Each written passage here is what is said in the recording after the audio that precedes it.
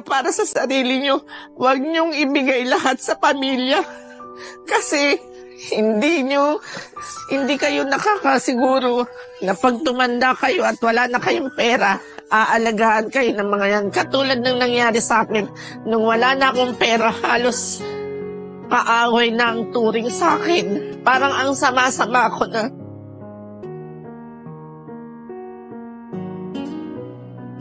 Mag-ipon kayo para sa sarili nyo.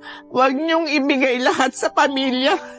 Kasi hindi kayo nakakasiguro na pag tumanda kayo at wala na kayong pera, aalagaan kayo ng mga yan. Katulad ng nangyari sa akin, nung wala na akong pera, halos kaaway na ang turing sa akin. Parang ang sama-sama ko na. Pag nag-abroad ang tao, the first 3 to 5 years, need. But if it's already overly long, greed na yun. Ayaw nang tumigil. Lalo yung asawa, di mga 10 years pa para makabili tayo ng bahay. Bahay saan? Sa Pililya. Ang layo. Di ba? So, another 10 years, Daddy, para makabili tayo ng car. Dahil ang layo, kailangan ng car. Pagbalik mo, may mga apo ka na, hindi ka kilala ng anak mo. Unfair.